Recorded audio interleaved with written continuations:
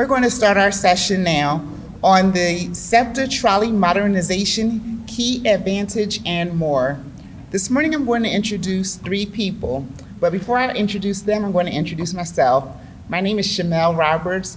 I am an executive board member for the DCTMA. I am also the director for branch campus operations at Delaware County Community College. I am the director for two campuses, one at the Upper Darby and the other at the Sharon Hill campus. Some of you probably know that those two campuses are going to be merging. We are actually having our groundbreaking this Saturday, and the new home will be at the current Prendergrass building right there on Garrett Road. So we're really excited about what's happening at SEPTA and the modernization of the trolleys because it will be more accessible for our students, our staff, and our faculty. And I'm personally excited because I am a person who lives in Upper Darby, and my daughter frequently misses the school bus, and she's on the trolley. So she figured out how to get back and forth on the trolley this year. So she and probably like 1,000 of her schoolmates, there's 4,000 of them, are also on the trolley. So this is all good news for them. So first I'm going to introduce three people. The first is Logan Axelson. Logan is the Southeastern Pennsylvania Transportation Authority, also known as SEPTA, Deputy Program Director for Trolley Modernization, the complete replacement of the largest streetcar fleet in the United States with accessible vehicles and stations. As the lead planner for trolley modernization, he leads design studies, coordinates federal funding and program development efforts, and leads public outreach for a $2 billion transformation of Greater Philadelphia streetcar network. Logan received a Master of Regional Planning from Cornell University and a Bachelor of Arts in Geography and Urban Studies from Temple University. No favorites, but go Temple. Dana Kaufhold is a sales specialist who just began working at SEPTA in October of 2022.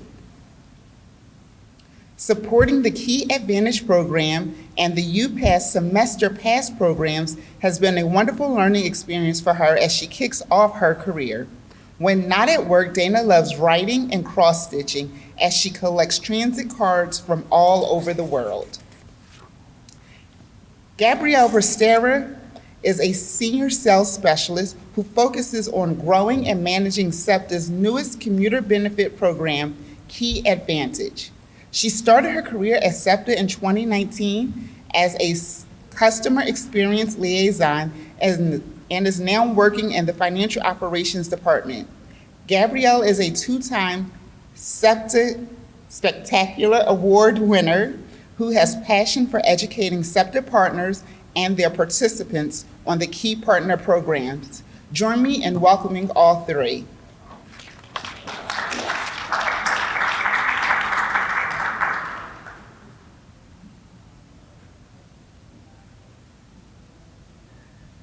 Thanks, Chanel. Thanks, everybody. Love to kick off with the trolley story that doesn't come from me when we're talking about trolley modernization. That's great news. Thank you so much.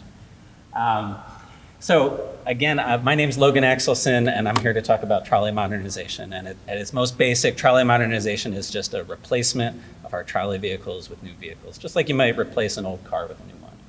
But in fact, it's a lot more than that.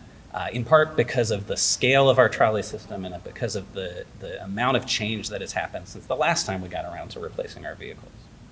So these pretty pictures you'll see up here are a bit of our renderings of what things will look like, and we'll get into a little bit about how this is going to transform our region going forward, particularly in Delaware County, which we know relies on trolleys to move every day. So I think it helps when we're talking about trolley modernization to take a step back and think about how vital trolleys have been to our region for so many years. And it's true that they're all over the place today. They've been all over the region for decades and decades and decades. And if we think back to what it was like to ride a trolley 100 years ago, things look a little bit like this, right? you get on, you pay your fare, you step up a few steps, you walk into the street. Maybe you have to watch out for, I don't know, maybe even a horse cart back then. But pretty simple and straightforward. You would think in 100 years a lot would have changed. And it's true, a lot has, but a lot hasn't as well. So today, in 2023, we're still, for the most part, boarding our trolleys in the same way. We're walking up 3 steps. If we're in a wheelchair, we can't do it. We're walking across a parking lane or a travel lane or a bike lane in mixed traffic. And our trolleys are still stopping maybe at every block in the city or at just as many stops here in Delaware County. And even though we've advanced 100 years technologically and culturally, we're still, our trolleys are still serving people in the region in more or less the same way they've been doing for the last century. So in that time, a lot's got to change when we think about replacing the vehicles and transforming the system. So I just want to back up a little bit and give you a sense of just how vital trolleys are to our region. Before COVID, SEPTA was serving over 80,000 people a day on a typical weekday on the trolley system. And that ridership has bounced back significantly on trolleys themselves in a way that it doesn't always on other modes. But trolleys also serve a really diverse set of people in greater Philadelphia. We have our two 101 and 102, or D1 and D2 lines under our SEPTA's new SEPTA Metro wayfinding plan, serving Delaware County. But we also have 5 lines running in the city, our T lines that use our trolley tunnel and provide access to the region's biggest job centers in Center City and University City, as well as our Route 15 or Route G on Girard Avenue. So that's 8 lines. We have a ton of existing trolley vehicles, all of which are reaching the end of their useful life and need to be replaced. And we're not only thinking about the riders that we're serving now or that we served before COVID, but you can see this stat that over 500,000 people live within half a mile of the trolley network. We're really thinking about those riders that we could be serving in the future going forward with accessible service. So again, like the places that are trolley communities are all kinds of places and really represent the region as a whole, right? We serve Center City in our tunnel stations. We serve bustling commercial corridors. We serve suburban, we have stops behind people's suburban backyards. We really run the gamut of types of places and of types of people. Our trolley system serves both some of the wealthiest communities in our region and some of the most vulnerable. So when we're talking about investing in our trolley system, making it accessible, making it faster for our riders, making it easier to use, we're really talking about an investment in equity and an investment in equitable mobility. So I mentioned earlier, trolley modernization involves new vehicles, but it includes a lot more. And as we're beginning this program or launching into implementation with this program soon, it helps to break it down and talk a little bit about what's involved in trolley modernization. So, of course, new vehicles themselves, but in order to function properly and be accessible to people with mobility challenges, we also have to build accessible stations at anywhere that we want to stop now or continue to stop.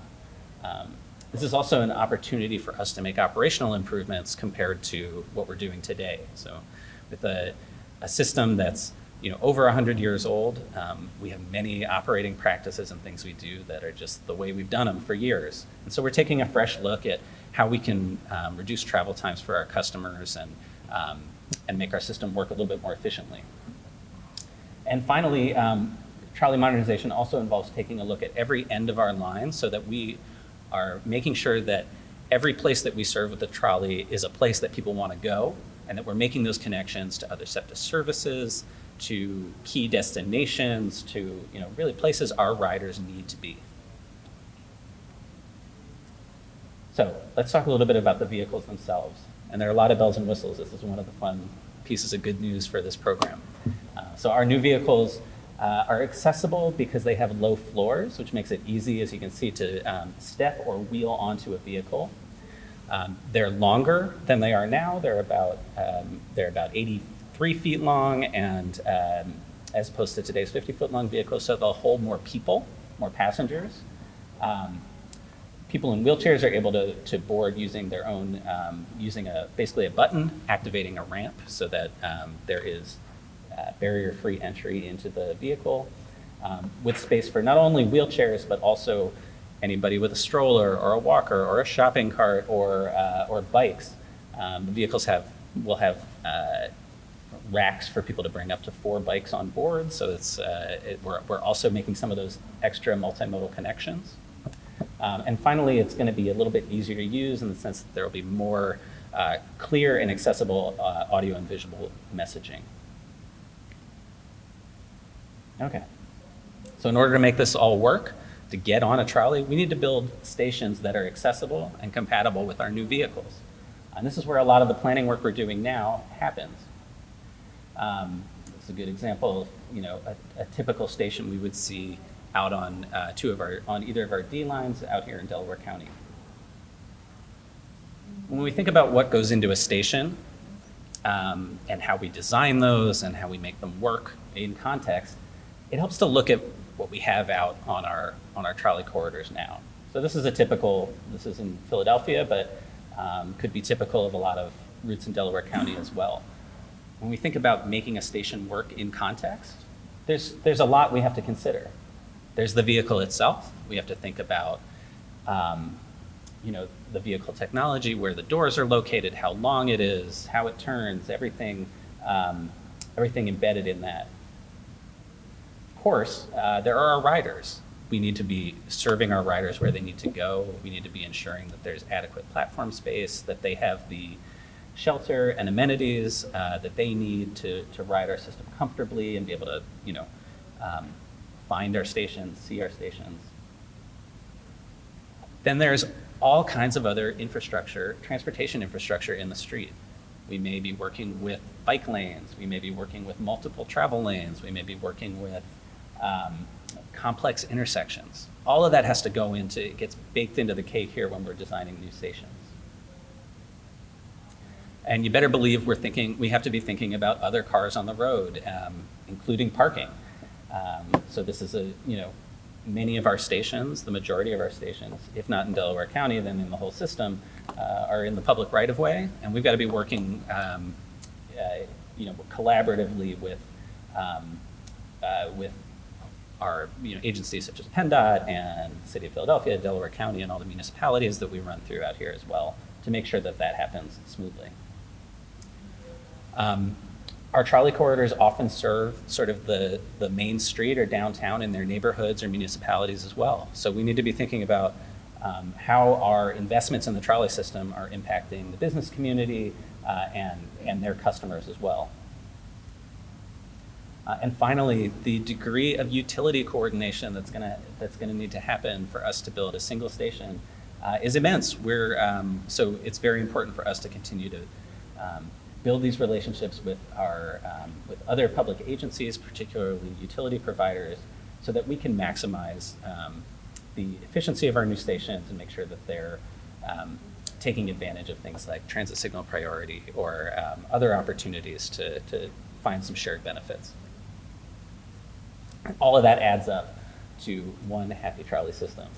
So on stations themselves, we can expect, we've recently gone through a station design process where we've come up with typical designs for each of our stations that will fit in every typical corridor that we have throughout the region in the trolley system.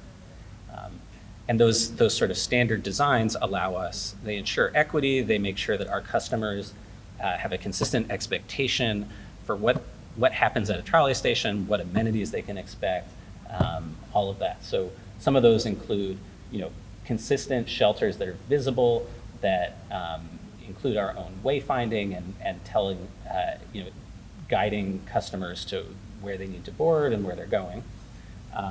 Amenities like seating, trash cans, real-time information, all of that is part of our station design process. Out here in Delaware County, We're also working to make sure that we preserve some of these historic schist shelters that are part of a lot of trolley stations on our 2 Delaware County trolley lines. And finally, we're making sure that our system works quickly and more efficiently, particularly when we're working in mixed traffic, to make sure we're only stopping in locations where we can build a station, where our trolley can move efficiently, and where we're accommodating the ridership that we need to accommodate. Okay, so I mentioned this is also an opportunity for SEPTA to look at its operational practices and try to deliver time savings back to our customers and some efficiency back to the agency so that we can spend money on this program effectively. So we've recently completed an operations and capacity study, which does basically a deep dive on how our system works today. It's a full model of basically any detail you can think of about how our trolley system works, from our signal system to switches to everything really in the weeds. And it gives us an opportunity to understand where we might find some short-term efficiency gains by changing our operating practices. But it also allows us to think about what some of these trolley modernization improvements will mean in terms of travel time. So things like building new stations, consolidating stops into fewer, larger stops, understanding the changes in vehicle technology. And what we're seeing is we have a real opportunity for not only increased capacity on our lines, for more passenger capacity, but also for travel time savings. So we think we can be shortening people's trips on trolleys, helping them make connections to other SEPTA services, or getting them where they're going faster. So like a few of those strategies to do that involve things like double tracking single track segments out here in Delaware County, occasionally at some high priority locations, putting crossing gates at grade crossings or stop consolidation. The last sort of big component of this program I want to talk about are our end-of-line studies.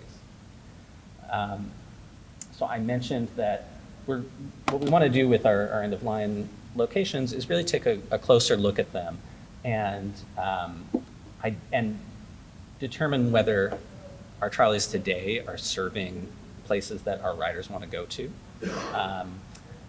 and if there's an opportunity for us to make these ends-of-line locations a little more trolley modernization ready, right? Are they big enough for a trolley modernization platform? Do they function the way that increases our efficiency as much as possible? So we're looking at each of our ends of line and trying to figure out if we're doing that effectively. So I'll give you a couple of examples that have some relevance here in Delaware County. One study that we've just begun in the last 4 or 6 weeks is looking at the end of our Route 34 or T2 trolley. And this is a great example because the route does now is it ends at 64st and Baltimore. It just happens to be the end of the line because it's the Philadelphia and Delaware County boundary. We don't have a great space in our loop today. There's enough space for an existing trolley, but if we tried to build a new platform that meets all the standards we were talking about in the station design section a minute ago, we'd probably have some big impacts. We wouldn't be able to run as many trolleys through quite as often. So it gives us this opportunity to look and say, all right, where else could we be serving our customers on this line? So what we're doing is not only looking at this loop itself, but also continuing to do a high-level analysis of locations along Baltimore Pike into Delaware County to find out, A, is there a place we can stop and turn a trolley around to go back into Philadelphia? And B, are there some places on street we could be stopping that serve major commercial destinations, make connections to existing SEPTA services by bus or regional rail, and in the meantime, give us an opportunity to build that ridership base up.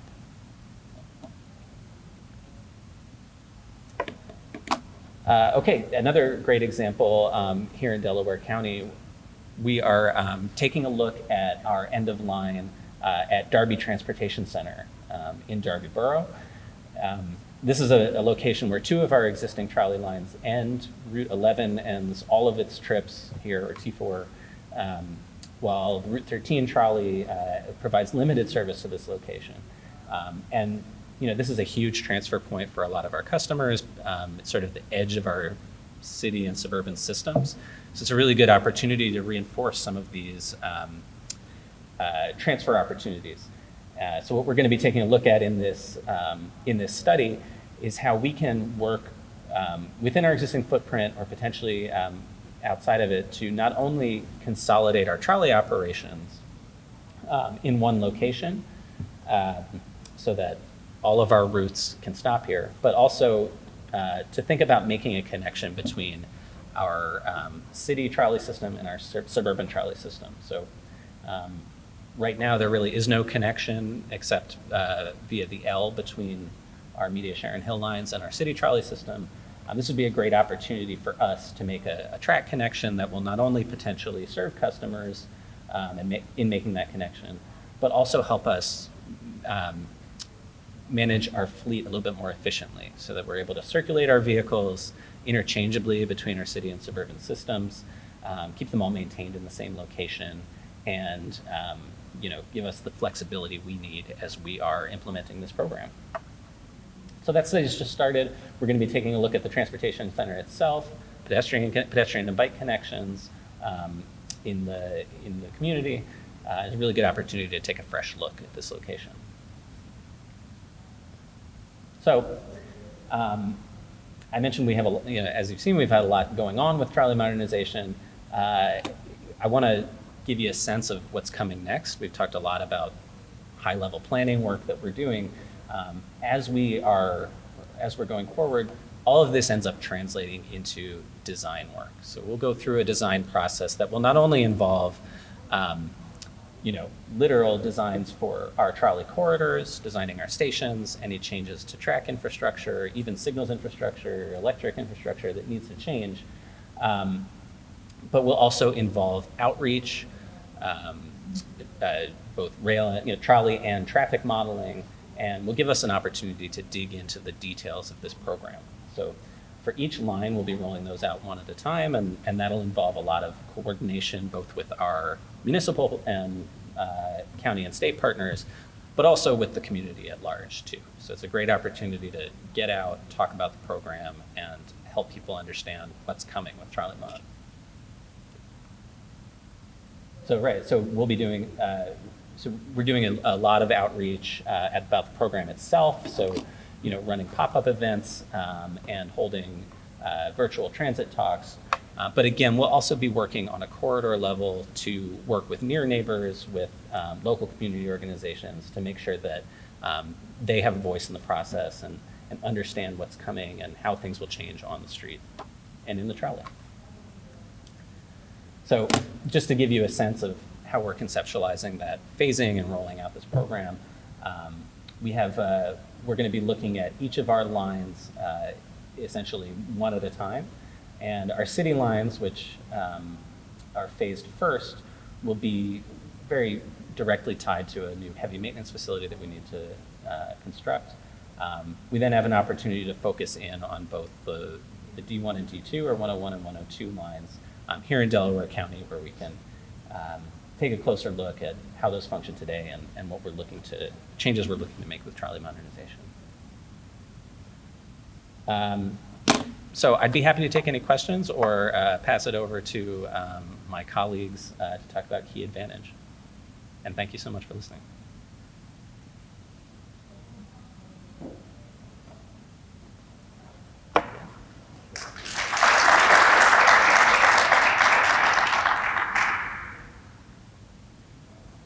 Good morning, everybody. Thank you, Logan. It makes our job a little bit easier from the sales department when I went for the trolley modernization.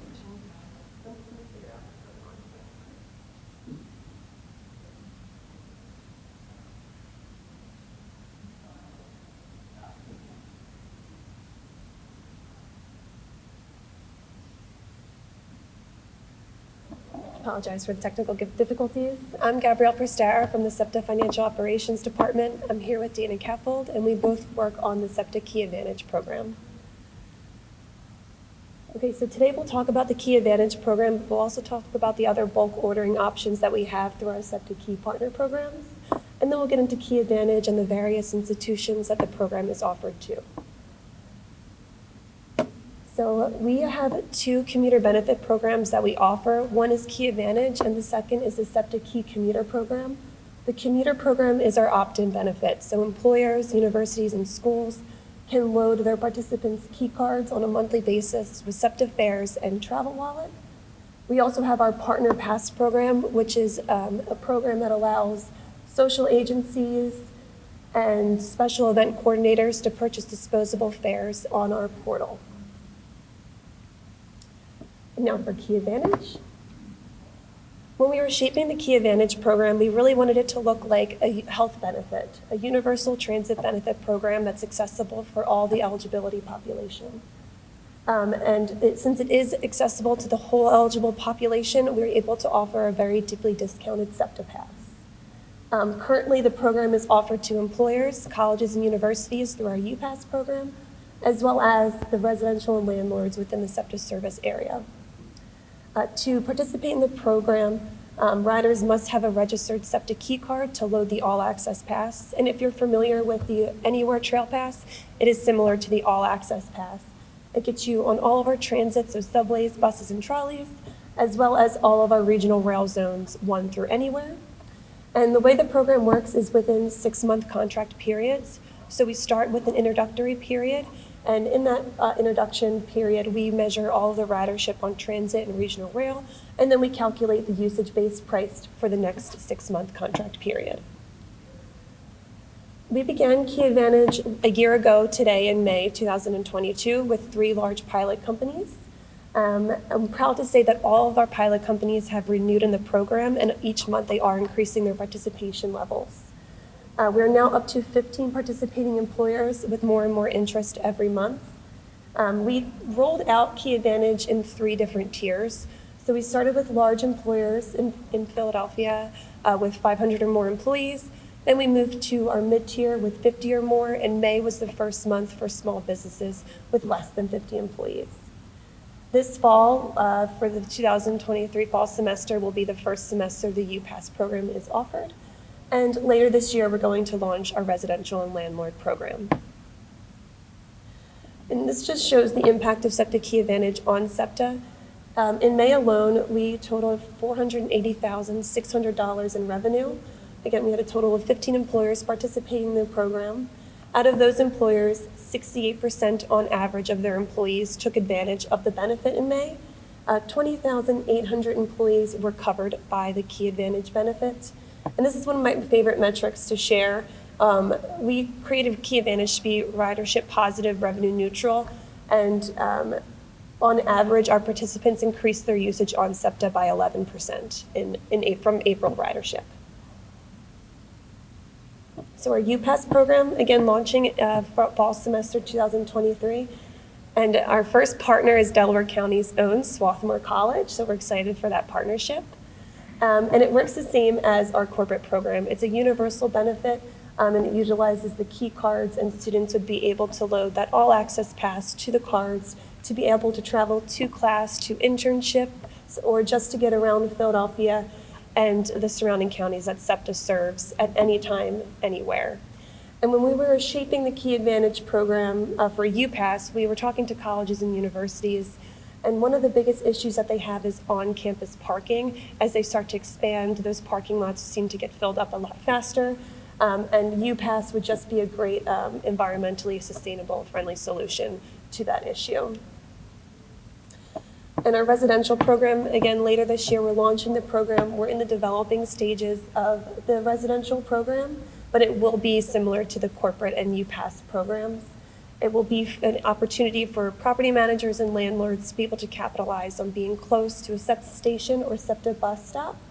And throughout all of our programs, we're agnostic to how the pass is paid for. So for the residential program, the cost of the pass can be plugged into an HOA fee or even rent fees. With students, it could be plugged into a transportation or student fee, and for employers, there's cost sharing available as well. But we are looking for partners, so if you know anybody or yourself, you're interested in participating in roundtable events to help us shape the program or even help pilot the program, Dana, if you want to raise your hand over there, she has a little quarter sheeters with a QR code to scan and submit your information to us, and I'll be reaching out to you all.